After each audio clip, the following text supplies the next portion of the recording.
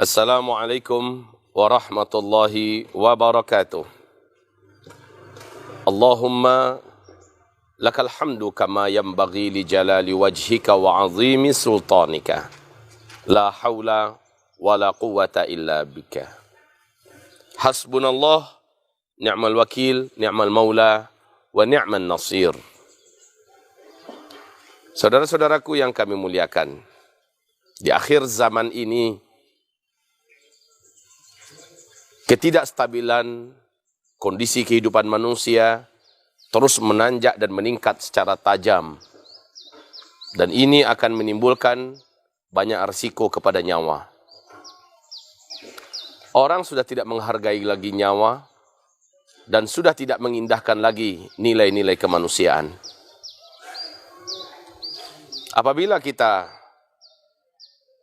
mendengarkan kepada hadis Nabi di fase kelima, bahwa jumlah lelaki 1 berbanding 50 wanita. 1 laki-laki, 50 wanita. Kenapa bisa terjadi? Karena sangat banyaknya jumlah laki-laki yang meninggal dunia. Mungkin karena melindungi kaum ibu-ibu, anak-anak perempuan, ya, saudari-saudari perempuan, emak-emak, nenek-nenek, dan mereka harus menghadapi medan-medan yang sangat berat yang berisiko kepada hilangnya nyawa dari badan. Begitu juga karena peperangan demi peperangan dan sebagainya. Sehingga banyak para lelaki yang akhirnya meninggal dunia di penghujung fase keempat ini. Permasalahan yang paling pelik dan ini harus kita angkat adalah, apakah harga nyawa itu di mata Allah Subhanahu wa Ta'ala? Maka Allah sudah wahyukan ini kepada kaum Yahudi dulu. Dan Allah patenkan wahyu ini untuk kaum Nasrani. Dan Allah jadikan ini menjadi hukum yang tetap sampai hari kiamat. Man qatala nafsan bighairi nafsin faka'annama qatalan nasa jami'ah.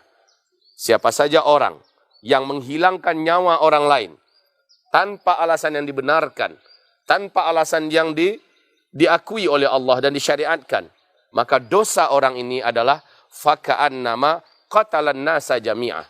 Dosanya adalah seolah-olah dia sama dengan membunuh manusia satu muka bumi ini. Itu dosanya. Ada berapa nyawa di bumi ini? Ada berapa miliar? Dengan membunuh satu orang saja. Dan orang itu tidak berhak untuk dibunuh. Maka tidak ada alasan orang ini boleh dibunuh.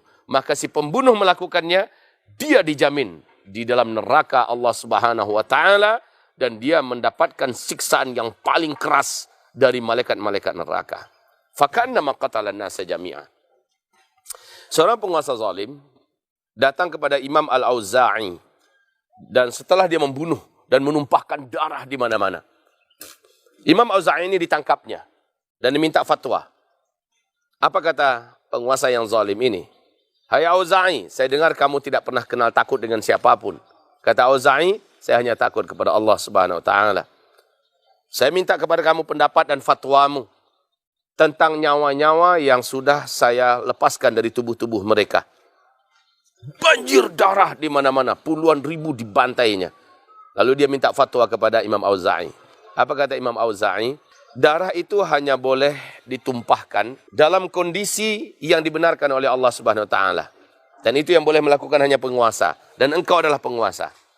Pertama, bila orang ini sudah membunuh orang lain tanpa alasan yang hak, maka si pembunuh harus dibunuh kembali dengan disebut dengan qisas, dan yang melakukan adalah penguasa. Yang kedua, bila orang ini adalah murtad, ya, dia berpindah agama dan dia tidak kembali kepada agama Islam kembali, maka orang ini ditangkap dan penguasa yang harus melakukan eksekusi kepadanya. Dan yang ketiga adalah orang-orang yang lari dari medan tempur, ya, orang-orang yang lari dari medan tempur. Jadi ketika dia lari bukan dalam strategi dan siasat, maka orang ini dibunuh, ya, oleh penguasa atau oleh pimpinan yang sedang memimpin pertempuran pada saat itu. Jika dengan alasan ini engkau membunuh, maka darah mereka adalah benar untuk ditumpahkan.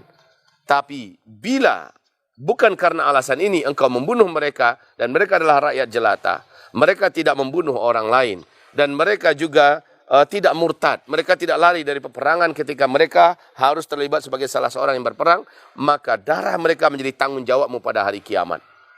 Ini yang dijawab oleh Imam Auza'i. Saudara-saudaraku yang kami muliakan dan kami cintai, kita berduka dan kita bersedih. Saudara-saudara seiman kita dibunuh tanpa alasan yang hak dan dengan tuduhan yang tidak masuk akal. Seperti di Rohingya terjadi, seperti di Cina, Xinjiang sana terjadi, seperti pembunuhan massal terjadi di Mesir, ya ketika Sisi naik dan merampas kekuasaan secara revolusi berdarah. Atau seperti yang terjadi di Aljazair, atau seperti yang terjadi di Filipina, atau juga mungkin yang terjadi di Indonesia dan bahkan beberapa hari belakangan ini ada darah-darah yang ditumpahkan. Maka hidup tidak hanya sekali di dunia.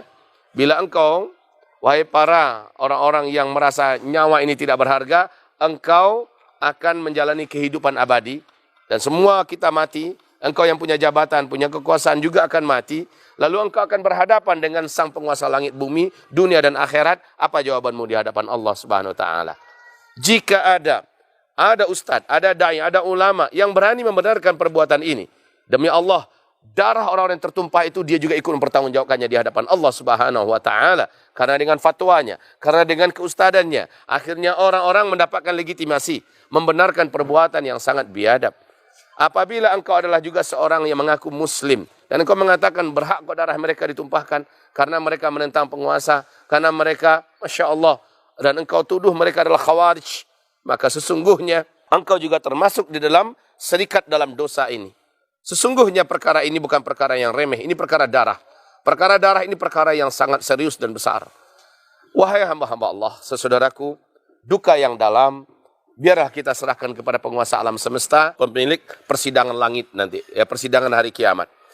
Seluruh lisan, seluruh aktor, ya seluruh pimpinan, seluruh yang terlibat, baik itu hanya ide dan pikiran atau mendanai membiayai, semuanya terlibat dalam dosa yang sama.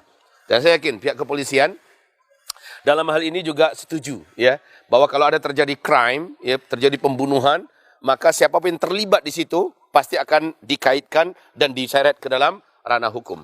Saya tahu itu dan kita juga semua tahu itu. Tapi Allah Subhanahu wa taala yang lebih maha tahu lagi bahwa siapa-siapa saja di antara orang-orang yang terlibat dari manusia-manusia dalam rangka menumpahkan darah hamba-hambanya. Saudara-saudaraku, duka yang mendalam.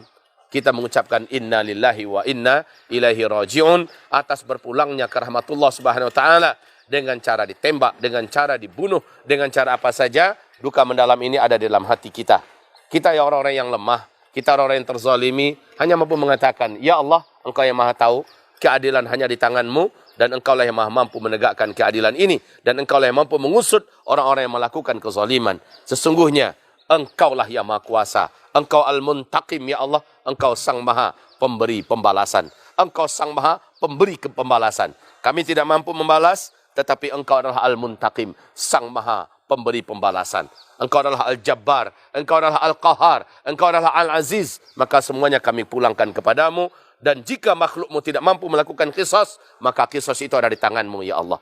Jika makhlukmu tidak mampu membalas, maka pembalasan itu ada di tanganmu, ya Allah. Ketika kami serahkan kepadamu, maka engkau yang maha bijaksana, dan engkau pasti akan tunjukkan kebenaran.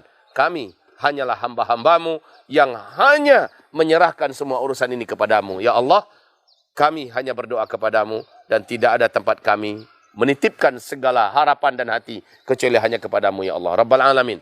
Demikianlah sesaudaraku, para alim ulama kita berduka, para masyayikh kita, para habaib kita berduka, dan umat ini berduka. Bahkan Indonesia juga berduka. Bagi Allah, hilangnya satu nyawa orang yang beriman lebih mahal harganya daripada seluruh harga yang ada di muka bumi ini. Dari seluruh kekayaan yang ada di dalam perut bumi, di daratan bumi, lebih mahal bagi Allah daripada semua kekayaan yang ada di langit sana. Dan ini adalah sebuah kehilangan yang sangat besar. Maka para pembunuh, jika engkau taubat, jika engkau menyesal, dan jika engkau berjanji akan menebus kesalahanmu itu di mata Allah, Allah pasti menerimamu. Allah pasti akan putihkan dosa-dosamu. Tapi jika tidak, engkau akan mati dan engkau akan berhadapan dengan Allah yang engkau tidak bisa lari daripada Allah Subhanahu wa taala. Demikian dari saya. Barakallahu fikum. Subhanakallahumma bihamdika asyhadu an la ilaha illa anta astaghfiruka wa atubu ilaik. Assalamualaikum warahmatullahi wabarakatuh.